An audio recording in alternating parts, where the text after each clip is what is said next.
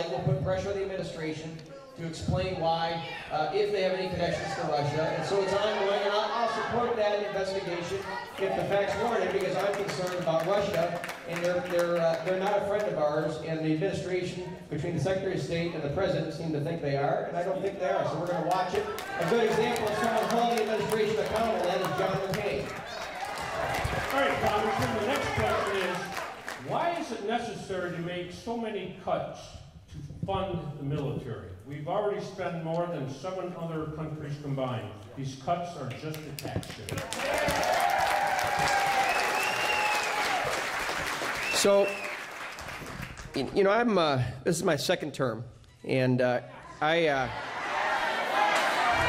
last. And so one of the things that's, you know, members of Congress do 3 things on a typical day. We have a couple of vote series. We have committee hearings, which by and large are not a great use of our time because they're not very helpful in terms of informing you on issues. That's not the purpose many times, unfortunately. But the third thing we do is we meet with people in the office. So,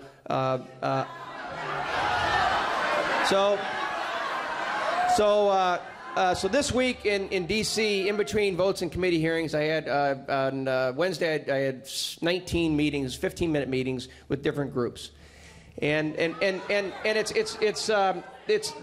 meetings are the best part of the job because you sit down with someone who's come in. I met with someone from the Rare Disease Association saying we need to, and various groups, and there's 90% of the meetings are about one thing. All these groups are working on very worthwhile issues and problems facing our country and struggles, and it's all about one thing: they need more money. And that's the problem we have in this country, and that's why we're having, I think, a pretty lively debate about health care, is we don't have enough money. Okay? And so I want to answer. So this year we have this year we're going to have about a $600 billion deficit. And people talk about the national debt of $20 trillion. That's a problem. The real problem is something I mentioned earlier, the interest on that debt. It's like a bad adjustable rate mortgage. The interest rate goes from $200 billion a year to almost $1 trillion. So that being said, I support more funding for our military, and here's why.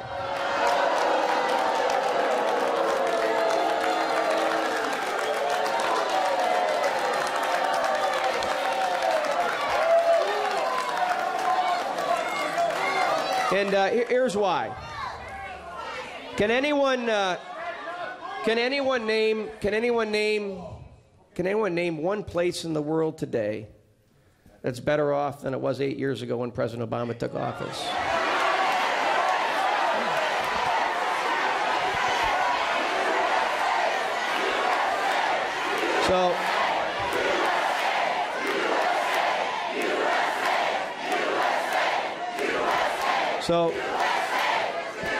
So let me tell you from my perspective what's happened in the world, and it's because our military is weaker than it's ever been before.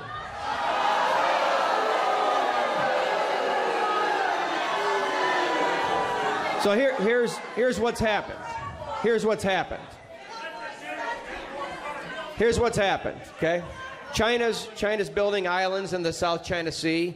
That's going to disrupt. World control everything. Can't hear you. What are you doing to stop this? Candidate Trump said that the elites of the world control everything. The elite people of the world control everything. What are you doing to stop that? The elite people. Democracy.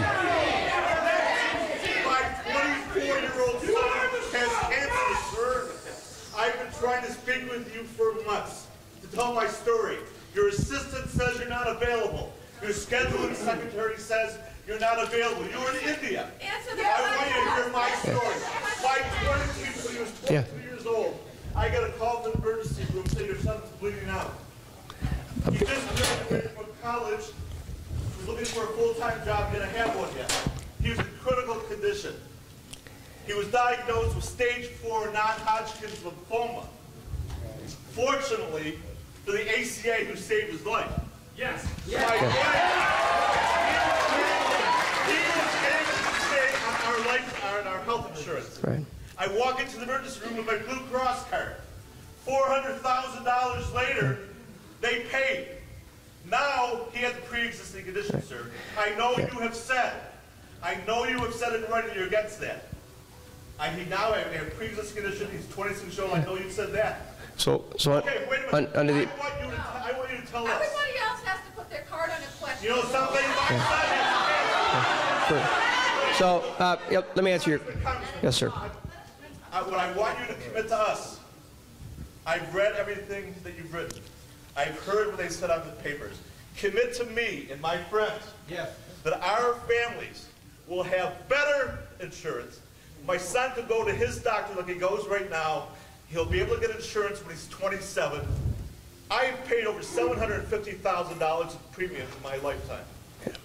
I'm supporting Congressman, yes or no, are you committed to make sure that my son and all their sons have the coverage that they deserve? Health care is a human right. I am.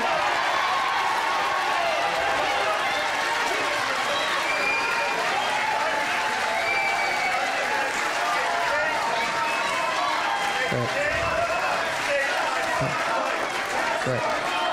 So the answer is, of course, yes. The answer is yes. And here's. Sir, I'm sorry about your son. I'll be happy to sit down and meet with you. And Chris, let's get his name. Well, I have to go back to Washington on Monday, so I'll come back from Washington. Come to Washington. That'd be fine, sir. Well, Monday we don't get there till the afternoon. Come Tuesday if you could. We'll meet with Chris and get on my schedule on Tuesday. Fine.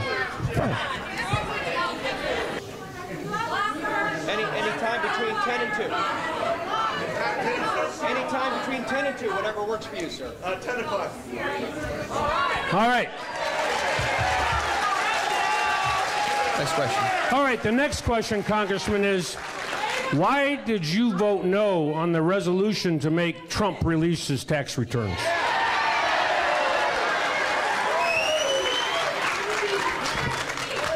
So, it was not a... I'm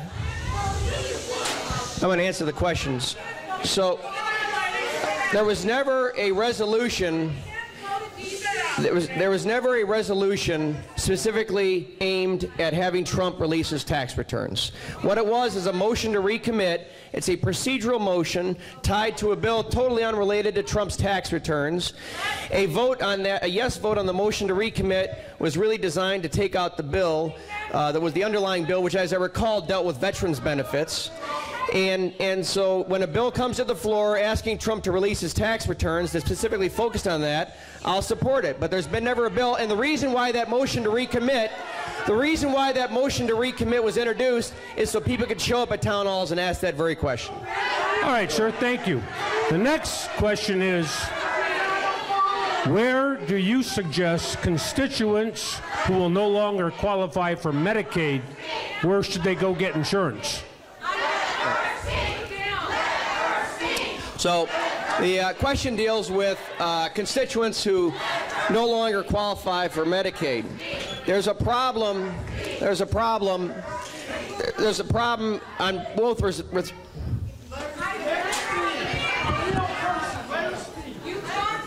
all real people here. Please. I'm a mother. This is my son. This is his mother.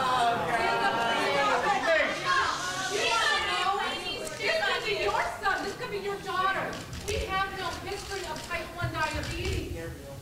He's going to have this for life. I can't go to D.C. and meet with you. I'm asking for a town hall again. I'm asking you to meet with me. What are you going to do with my son? For AHCA. How many is not AHCA? You're seriously. Well, so I see this. I'd be happy to meet with you since you're here in the district, ma'am. So the talk to my staff. We're going to meet. We'll meet in my district office. Okay. So the question here's the problem that people don't want to acknowledge with respect to the Affordable Care Act. Your question relates to health care. I'm going to answer the question because I think. So, Doug, where are you, Doug? Go see Doug Tietz. We'll get you on the calendar as soon as possible when I'm back from D.C. Well, that's all I can offer. So let's talk about Medicaid, right? Let's talk about Medicaid. So under the ACA, Medicaid got expanded, obviously, significantly, and hundreds of thousands of Michiganders have benefited from it, and millions of people across the country have, right? Okay. Now, what some of you that don't support the American Health Care Act don't want to hear is, under the ACA, the funding for Medicaid was going to change anyway in a few years. Okay, so the goal is for our solution through lower premiums, lower health care costs, tax subsidies, health savings account to make insurance more affordable so that people that are on the exchanges can afford it. Again, for all you that are booing, unless you agree with the underlying premise that the Affordable Care Act is collapsing, you're not going to agree with another word I say. Next question. All right, sir. The next question deals on a different topic altogether. Do you agree with the approximately 97% of climate scientists that climate change is real?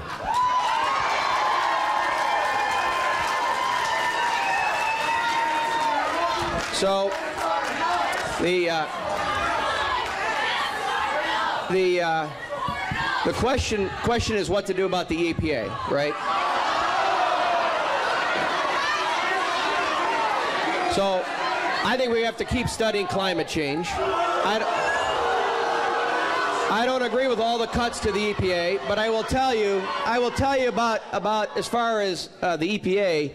Part of the problem with respect to this discussion regarding climate change is the Obama administration went so far out in terms of regulations of the EPA. Yeah.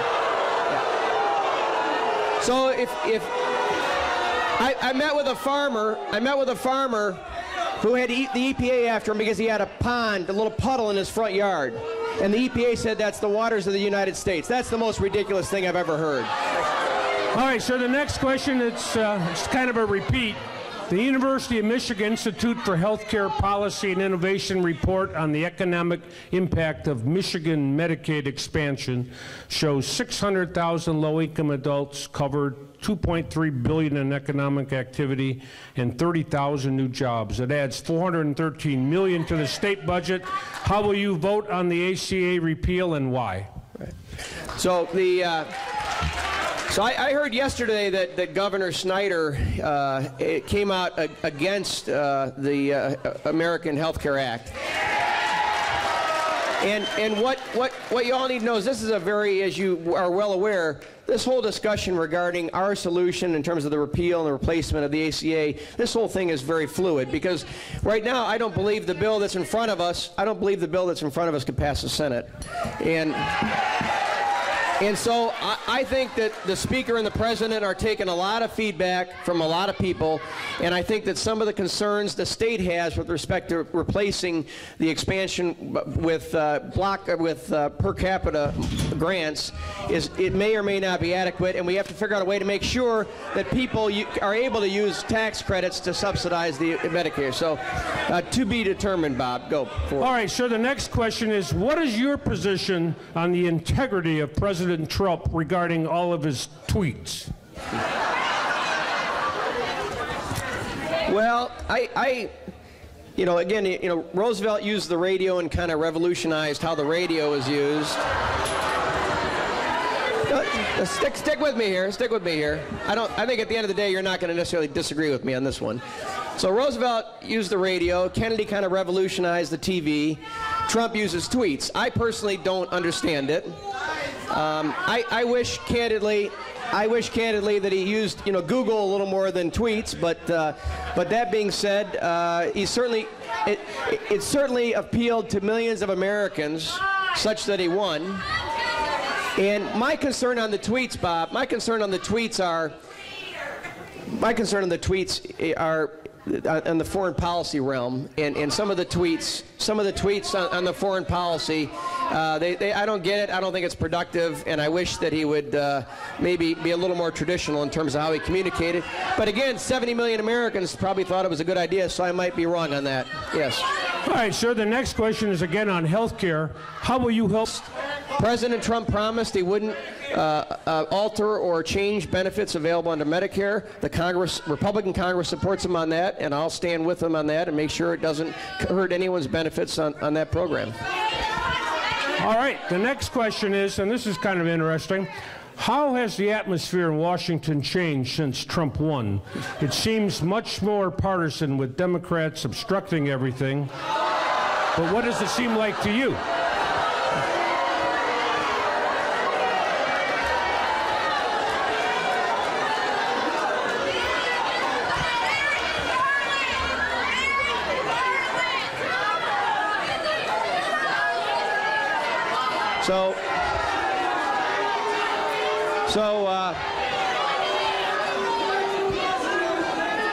The American Health Care Act. Let me tell you the long-term problem with that solution.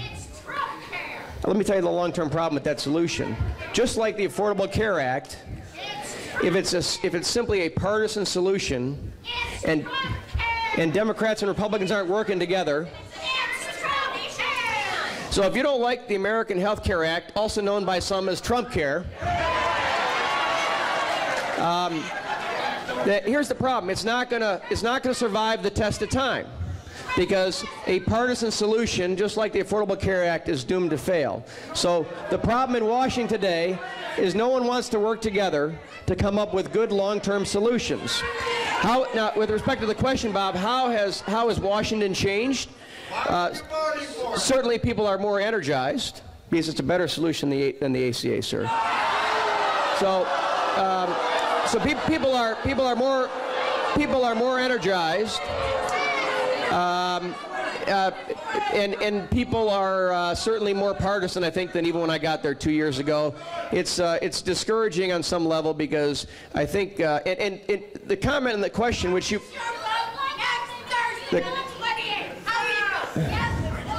Yeah. I'm going to answer the question. The question you raised is did the Democrats? I think I answered your question. My intention is, barring new information, I'll be supporting the American Health Care Act next Thursday. So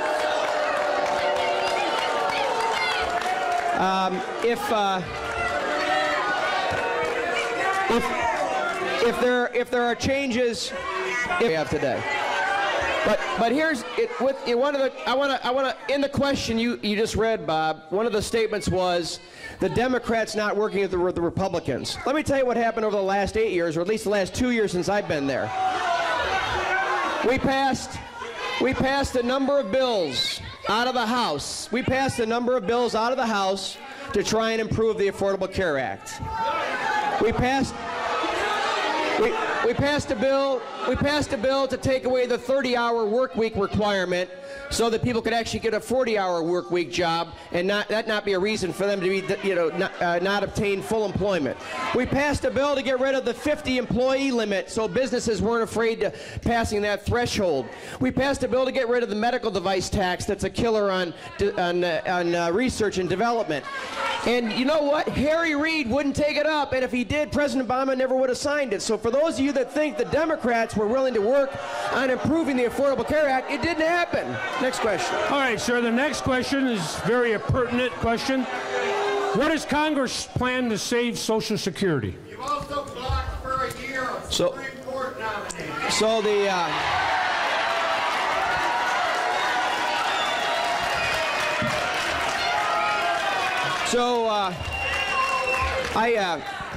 to your point, sir, I totally agree with how the Supreme Court nominee is being handled. Okay? And here's why. And I'll get to that Social Security question. Here's why. If you think for a moment, in George Bush's last year in office, if you think for a moment, if in George Bush's last year in office, and Harry Reid, the Senate Majority Leader, if you think for a moment he would have taken up a Supreme Court nominee sent over by Bush, it wouldn't have happened. Mitch McConnell handled it the exact same way the Democrats have. No different. I totally support it. And furthermore, And furthermore, Gorsuch is going to be a great justice.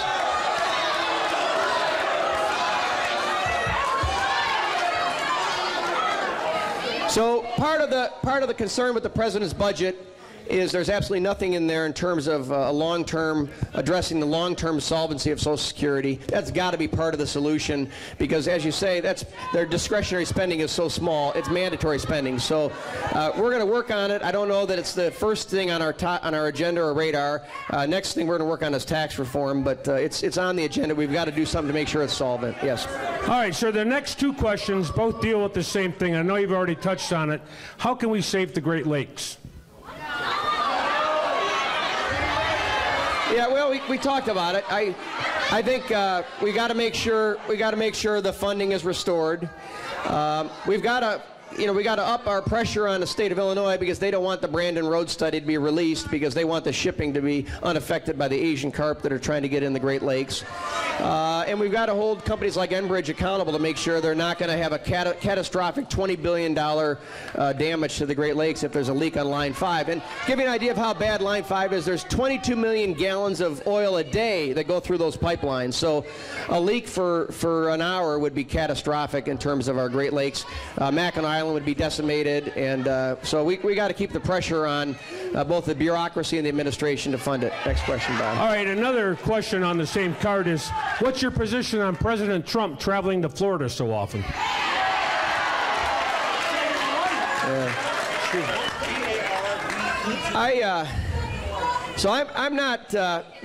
I'm not quite as bothered as some by it for the simple reason. For the simple reason that he appears to be a workaholic, so he's working nonstop.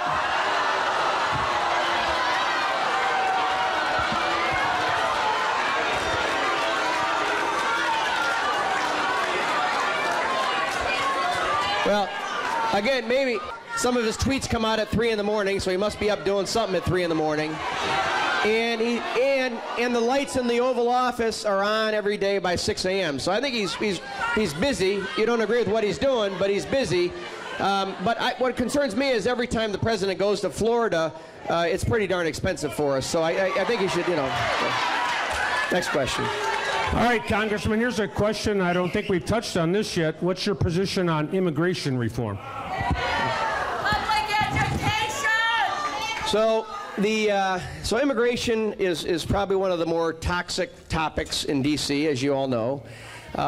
Let's talk about a few different things. Talk about the wall, sanctuary cities, visa program, DACA. Let's hit, I think, those 4 big issues on immigration. So, my maternal grandparents came through Ellis Island from Italy. Our country is a country of immigrants. We're also a country of laws.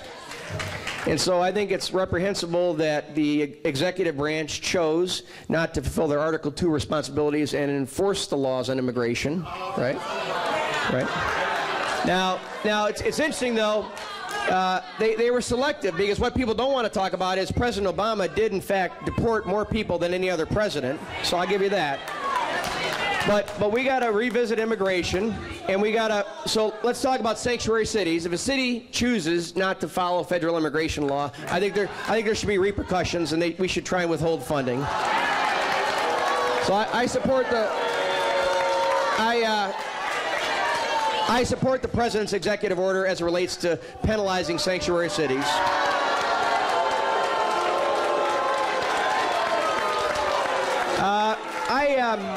I think we have to secure our southern border, but the wall is really a bit of a gimmick in my opinion.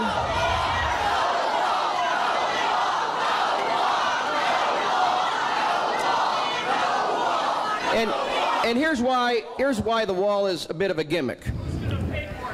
So I'll get to that in a minute. So here's why the wall is a bit of a gimmick. First, the 2,000-mile border. The 2,000-mile border, there's significant parts of that border where it's not going to be done with a wall all the way across the border. The second part of it, which no one really talks about, is how do you think the federal government's going to get this land to build the walls? They have to use condemnation procedures. It's a legal process. It's a very complicated legal process. And so the building of the wall is going to take decades if in fact they try and do it, because the condemnation process has to go through the courts. A private landowner in Texas the government shows up and says, we want to take your property so we can build a wall, and they say, oh great, will you give me $1,000? No, they say it's not worth $1,000, it's worth $100,000. Then they go to court and fight over it for 10 years. So it's a difficult process. But let's talk about the expense of the wall. Let's talk about the expense of the wall. So the wall, they think, is going to cost $16 billion to build, right? If 400,000, just to give you an idea, that's an awful lot of money, as you know, but if 400,000, they calculate that about 400,000 illegal immigrants come across the southern border every year. If every one of those immigrants somehow is able to get $20,000 of benefit, either through schools, health care, or incarceration, that costs our country $8 billion a year. $8 billion a year. The other thing on immigration that we don't talk about enough is I visited an engineering firm a week or so ago in Troy, and the guy said to me, involved U.S. citizens, how does a travel ban for certain countries keep us safer? So the travel ban, as you know, has been extremely controversial with President Trump, and there's an injunction enjoining his second executive order. So let's just drill into the details in the travel ban for just 1 minute, because that travel ban is the result of a hearing I was at a couple of years ago when I was on the Judiciary Committee, and we had the FBI Director Comey in front of us. And Comey's, in response to a question, said, yeah, as far as the refugees coming from Syria, we really don't have a lot of information on them, and we can't properly vet them. Those were his words. Those were his words. So the travel ban calls for a 90-day suspension while we revisit our vetting procedures. Now, if you don't think that should be done, the current vetting procedures under President Obama, he wasn't even checking people's social media account. That seems pretty ridiculous, right? That being said, I'm happy that Iraq was removed. I'm happy that Iraq was removed from the second travel ban order, because Iraq is trying to do the right thing, and the travel ban, in my opinion, undermined what's happening in Iraq. The other thing I'm concerned about, and it couldn't have withstood the court test, but the first travel ban had something that's very important to my district, and they took it out in the second travel ban because they thought it would be deemed unconstitutional, and that was giving preference to religious minorities. The Christians in the Middle East are involved in a genocide. The Chaldean community in my district is worried about it every day, and so and if you look at the number of Christians being given refugee status and allowed in our country, it's a fraction of what it should be, and that's a problem. All right, Congress, we have about 15 more minutes remaining. The Michigan 11th District has some of the highest performing school districts in the state, and I certainly agree with that. Right. Why is House Bill 610, a voucher bill, important for you to support, and how will this improve the school where I served for 8 years?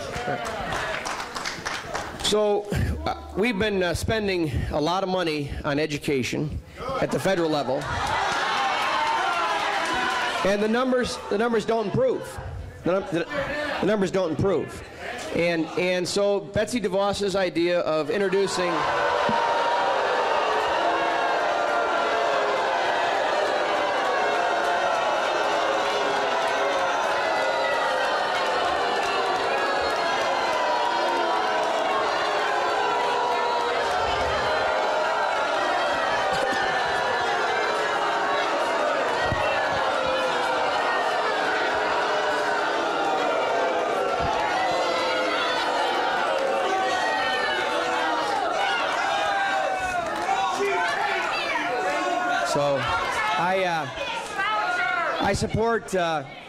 I support returning more money to the states and local school districts. Get it out of Washington.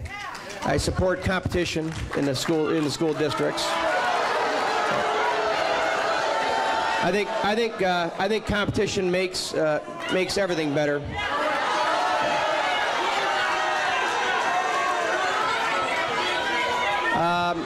That being said, we got to make sure the charter and voucher solutions don't disadvantage school districts that don't have enough resources, and I think that'll be Betsy DeVos's goal. All right, sir, thank you. We got about 10 more minutes. Congressman, if you wish to be fiscally responsible and cut costs, how about you cut security costs for the First Lady choosing to reside in New York and costs for Trump's consecutive trips to all of his property? Well, hopefully after Barron gets out of school, they'll move to the White House.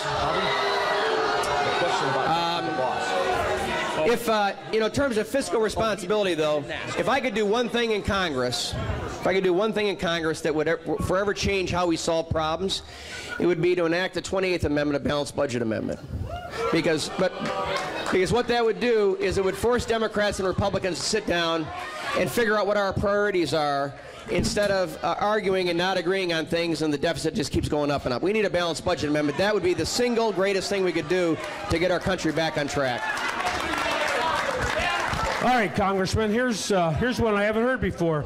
Do you believe that the media should be denied access to the White House? Yes or no, and why? Well, certainly, our president doesn't have a good relationship with the media, and I think that's going to be a problem for his entire administration. I was disappointed that Tillerson on his trip to Asia didn't have any media with him, so I don't understand that.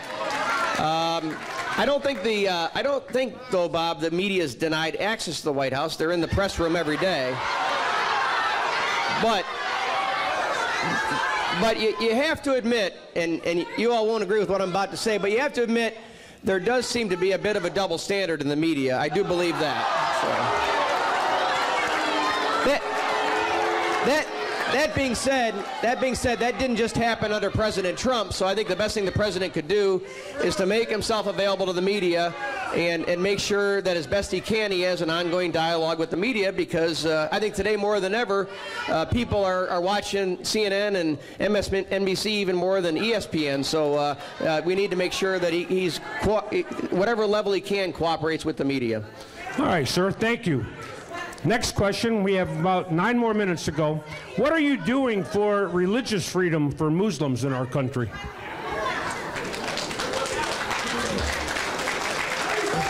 Well, I don't think there's a lot of support in Congress, Republicans or Democrats, for some of the president's extreme statements on the campaign trail regarding Muslims. So we're going to hold them accountable. And if anything comes before Congress that we believe is unconstitutional as it relates to any religion, we'll make sure we push back on the president, and he won't have a rubber stamp from us on any level. So. All right. Our next question is, do you support efforts to create a peaceful world? And if so, do you agree with the president's comments about nuclear weapons? Do you agree with increasing the Pentagon's budget? Yeah. So I already said I support increasing the defense budget, maybe not by $50 billion, but I do believe we need to support it. But the world, and I worry about this, and I would worry about it whether Hillary is the president or Trump. And here's what I worry about: what are we going to do? What are we going to do with a country like North Korea? Where we are today, there are no good options on North Korea. There are nothing, Republican or Democrat. This is not a partisan issue. Whoever the president is, what are they going to do about North Korea? And so we saw this week, we saw Tillerson reject China's proposal. China said that they would be willing to put more pressure on North Korea if the United States stopped its joint military exercises with South Korea. And Tillerson rejected that, which I think was the right decision. But we don't have any good options on North Korea. All we can hope is that China, which represents 90% of North Korea's trade, will put pressure on them. I don't think they will. I think they'll continue to do bad things. So I worry more than anything about the state of the world, because I think Iran, Russia, China, I don't think any of them really have the U.S. best interest at heart, and I think it's going to be a long-term problem, because we have to defend Japan if North Korea does something. We have to stand with the European Union and NATO if Russia does something in Europe, and it's going to be an ongoing problem and for the balance of our lifetime. I think it's a real issue. So. All right, Congressman. Just mentioned Russia. We're going to talk about it again. Intelligence community consensus is that Russia interfered with our last election. What action should be taken against Russia and anyone found to be in collusion on this? So I I think they did interfere with our election. I think the congressional committees are digging into it, and I think they'll find out more information about what exactly happened. I agree with what President Obama said, which is there are going to be consequences, and the consequences would be, I don't agree with telling what we're going to do in advance, but there's no doubt we have the capacity to use our cyber abilities to interrupt what is happening in Russia, and there has to be a quid pro quo. If they're going to interrupt what's happening here, we need to make sure they understand we can do the same to them, and we should probably take some action to do just that. All right. Congressman, we have about 6 more minutes, so probably 2 more questions. How do you feel about the fiscal year budget plan regarding the funds for the EPA? Yeah. So there's a lot in the budget I don't agree with. I talked already about the Great Lakes Restoration Initiative. I think there's even cuts for Meals on Wheels, which shouldn't happen. There's cuts for, one concern I have is the funding for NIH and the Center for Disease Control. If we had a pandemic in this country, I don't think we'd have the money to deal with it. So at the moment, if the budget as it is presently proposed came before me, I'd vote no on the budget. But on the EPA though, I think cuts are appropriate at the EPA. So that's.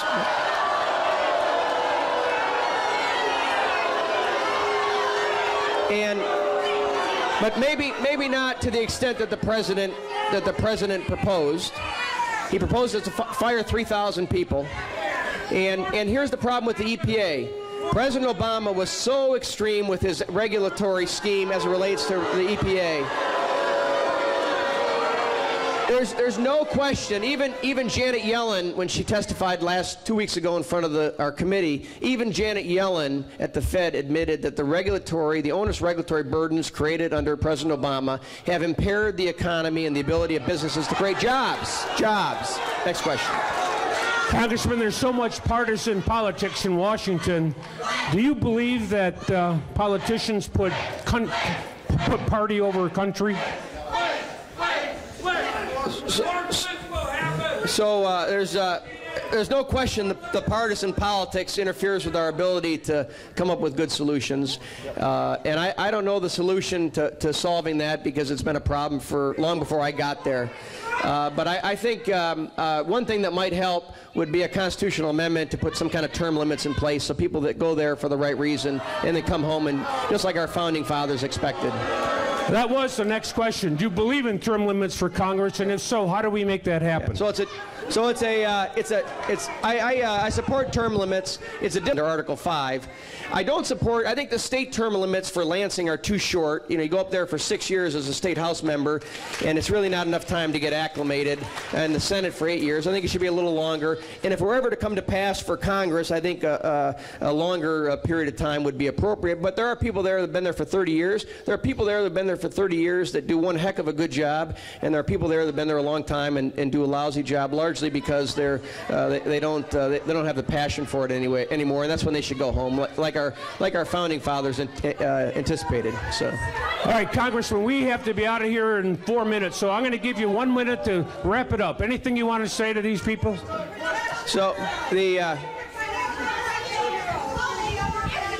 So actually, I'm going to answer this woman's question because that's one issue that didn't come up. And what's your name? Jacqueline. So Jacqueline raised a good question, and this Congress, I'm on the Financial Services Committee, and that committee is going to be focusing. Right now, we're focusing on reauthorizing the flood insurance program so that people that rely on it can continue to have insurance, affordable insurance. But the next thing we're going to work on is Dodd-Frank, and Dodd-Frank. So Dodd-Frank, just like the Affordable Care Act, was a terrible solution for our country. And so we're gonna peel back some of the regulations under Dodd-Frank because, for example.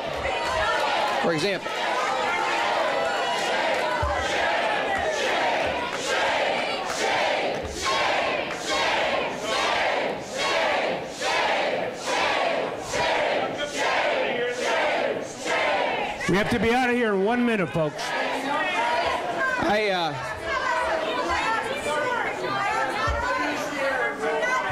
I'll have them both in mind. So I want to, we have to be out of here because the boat show is starting. I invite you all to go to the boat show. And I'm not sure some of you would want to, I don't know if I'd want to go on a boat ride with you. I think you'd throw me overboard, some of you. But I appreciate you coming out this morning. This is what democracy is all about. I'm sure this is not the last time we'll have occasion to visit together. And I encourage you to let me know how you feel. And I'll do my very best to make sure I make good decisions for you and for our country. Thank you very much. Thank you, everybody. Thank you, Congressman.